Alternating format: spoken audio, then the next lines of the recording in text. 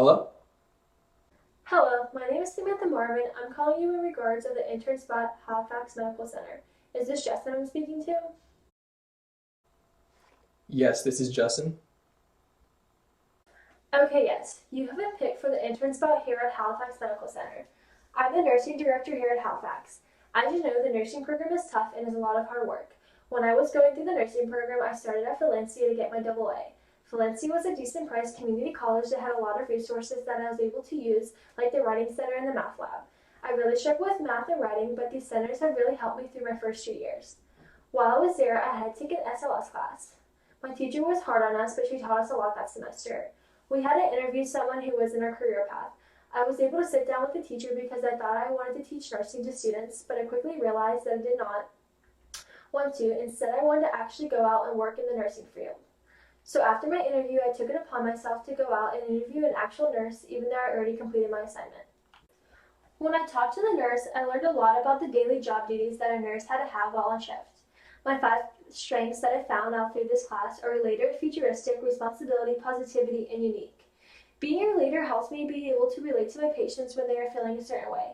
Futuristic because being able to see a happy future at the end of my patient's day is important, and that also when positivity comes into play, as well as being positive about patients' current situation, and always making them see the light at the end of the tunnel, helps a lot when trying to treat patients when they are in the hospital for a while.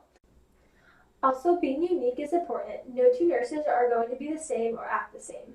Having your own approach is important while still following the guidelines and the doctor's orders. After I finished my 2 years at Valencia College, I continued my education at UCF, where I got into the School of Nursing and completed my first 2 years to become an RN.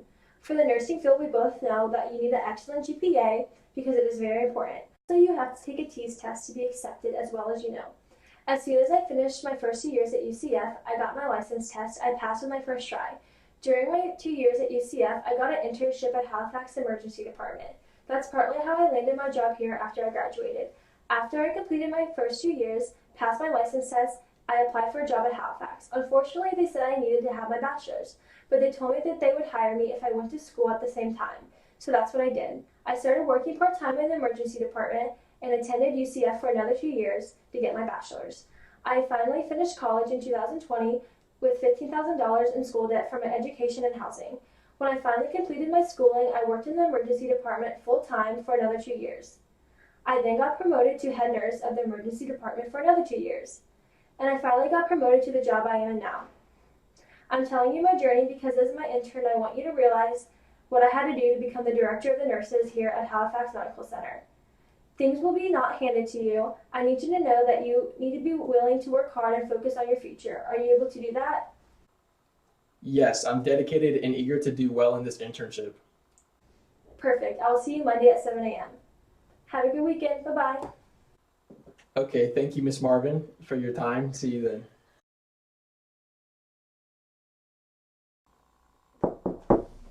Hi, you must be Justin. Hi, nice to meet you. Nice to meet you. So, quick question. What made you want to become a nurse? I have a huge passion for helping people, and I love working with medicines. Yes? Yes. Okay, so let me give you a basic rundown on what you're going to need throughout the day. Communication skills is going to be key because you're going to have to communicate with any kind of patients. Some are going to be super nice, but some are going to give you the hardest time in the whole entire world. And you're going to want to scream. So patience is going to come into key too. And compassion, because you have to realize they're sick, they're ill, they're injured, they're hurting.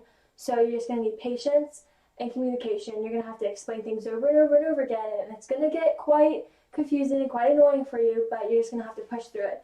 Also, you're going to need basic computer skills because throughout the day you're going to have to be putting information into the computers for each and every patient. So as soon as you see them, if you distribute medicine, you're going to have to put it into the computer. Also, you're going to have to sit on your feet all day long. So you're going to need to invest in a great pair of tennis shoes because trust me, your feet are going to hurt at the end of the day. Especially 12-hour shifts, they're going to be aching. Okay, another thing is no day is going to be the same. There's going to be bad days. You're going to see people die. You're going to see people crying. And then there are going to be good days where someone walks away that had cancer or has a baby or broke their leg and they got it fixed and they're all happy and they have the cast and they're asking people to sign it. So no 2 days are going to be the same. You're just going to have to take it day by day and see how it goes. Are you ready to go? I'm ready. All right, let's go.